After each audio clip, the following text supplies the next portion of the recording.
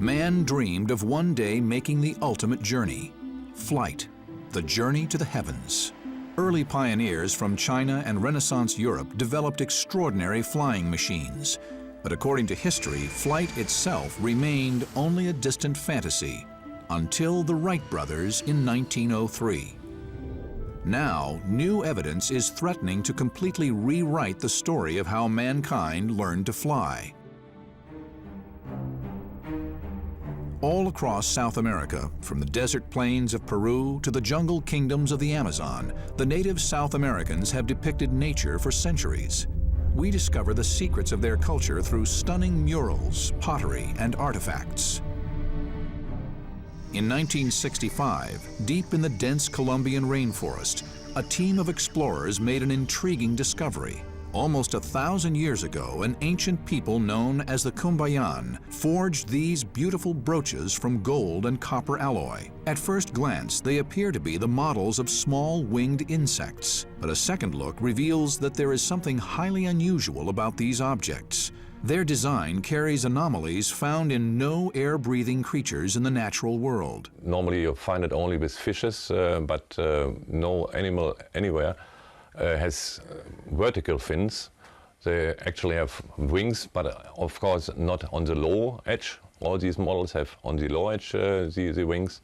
All birds have of course the wings on the upper side, and we have it here on the arms or something like that. As we investigate further, we discover new, unexplained puzzles in the model's design. While all insects have their wings located on the top of their body, this ancient brooch has them at the bottom, a feature found only in modern jet aeroplanes. But there's more. Just like these jets, the brooches have delta-shaped wings. There is a rudder clearly shown, and, quite astonishingly, ailerons. All of these features are found on modern aircraft like the Space Shuttle. This golden model has thus left a fascinating mystery. Could this be a model of an aircraft that actually existed? Did the ancient Cumbayans understand how to fly over 1,000 years before the first recorded flight? In the Temple of Osiris in Egypt, a stunning, some say chilling discovery was made that has ignited controversy in the scientific world. Inside the temple, the walls are encoded with hieroglyphics over 2,000 years old. Cut with incredible precision into the ancient rock, these images record the secrets of how generations of pharaohs lived and died. While Egyptologist Dr. Ruth Hover was photographing one of the wall panels, she made a startling discovery. There was a lot of rubble at my feet, and it looked to me like it had fallen off and incised in the stone itself of this oldest temple along the Nile were these figures. I think the images are of ancient technology. They appear to duplicate technology that we now have.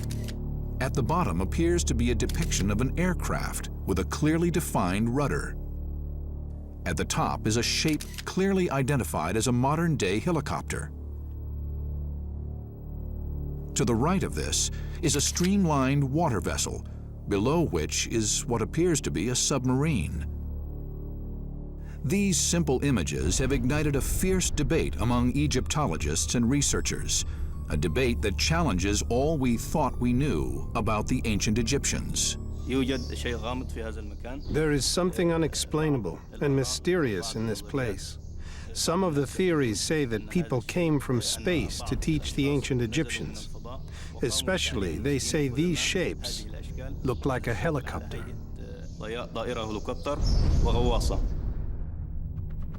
Yet, could we just be projecting onto these ancient symbols images that are familiar to our own civilization? I research the anomalous, things that other people aren't willing to look at because they can't figure them out. I'm more than happy to look at them. But there's more. Piecing together other clues from the walls of this sacred tomb, Dr. Ruth Hover believes that she has deciphered an ancient code containing a message left 2,000 years ago. A message that the Egyptians planned to stay hidden until the day our society was ready to unravel it. Down in the corner of that famous picture, there are a series of symbols, and the numbers are 9. They come out to 9. And 9 is also the number of the planet Mars. Did we come from Mars, or was Mars a stopping place, or was this a symbol that we were just arriving at the ability to get to Mars? We're still uncovering the mysteries of Egypt. It's very exciting. Yet there is a further twist to the riddle of the ancient Egyptians and flight. 100 years ago, in the oldest known pyramid in all of Egypt, explorers uncovered a cache of artifacts in an ancient tomb. Their findings were left ignored and forgotten in the vaults of the Cairo Museum for decades. Among them, this small wooden carving. It looks like a bird. It's got a beak marked on, it's got an eye marked on, it's got markings on the tail. It probably was painted with further detail. At first glance, this 2,000-year-old model may seem insignificant, yet the more the Saqqara bird is studied, the deeper the mystery surrounding it becomes. Maybe it was a toy, maybe it was a weather vane, maybe it's a model of something that actually flew.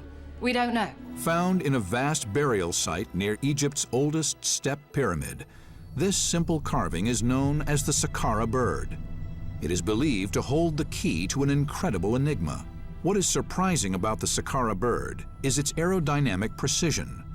The shape of the wing and the fuselage seem to have similarities to modern-day aircraft engineering. Could the ancient Egyptians really have possessed the technology of flight over 2,000 years ago? Man's always seen the birds and he's wanted to fly himself. And I think the Egyptians thought that flying was a godlike property. And maybe this was their transcending to become gods. One of the ways they would do it would be through flight. Simon Sanderson is an aerodynamics expert who has long been fascinated by the Saqqara bird. He plans to use the latest scientific techniques to unravel whether the ancient Egyptians developed a model for a full-size flying machine. Using cutting-edge technology developed by the University of Liverpool in England, he will conduct the ultimate flying test. We're actually going to make a model of the Saqqara bird which is 5 times bigger than the original, because the original was very small.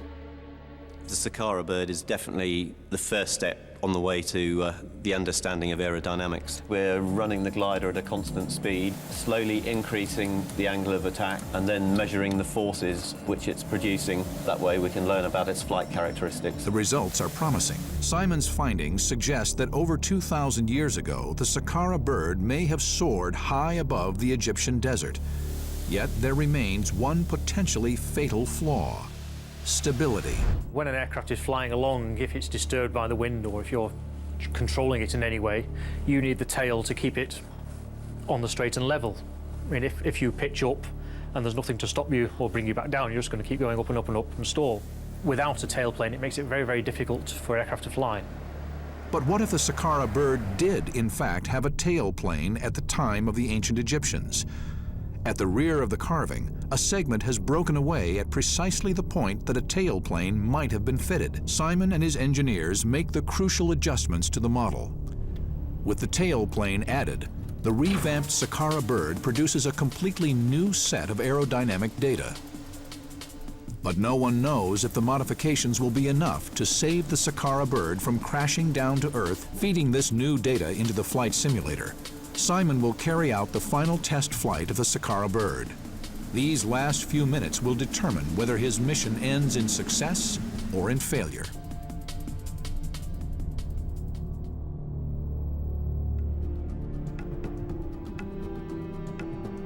As the pilot takes the controls, the model begins to climb towards the heavens. The Saqqara bird glides effortlessly high above the Egyptian plateau, riding the airstreams like an eagle. Over 2,000 years after the ancient Egyptians carved this mysterious bird, modern technology has proved beyond doubt that it could have flown. It was incredible. And the Egyptians had very sophisticated knowledge in other areas, so why not in aerodynamics as well? Yet there remains an unanswered question. Could the Egyptians have stumbled unwittingly into a brilliant design, never realizing its incredible aerodynamic properties? The ancient Egyptians had this model and held it out in the wind, which is probably their equivalent of a modern-day wind tunnel. They would have felt that it had lift, and they'd have definitely looked as to why it produced lift. They probably wouldn't have come up with the modern understanding of lift, but they would have definitely understood something about the properties of the wing. Our discoveries of the ancient world's secrets have forever transformed our understanding of how planes, trains, and automobiles first came into being. Do we take too much credit for pushing the boundaries of engineering? Or are we merely reinventing the work of the ancients? If we are just at the tip of the iceberg of how the ancient world really worked, what new inventions remain hidden, ready to rewrite the history books?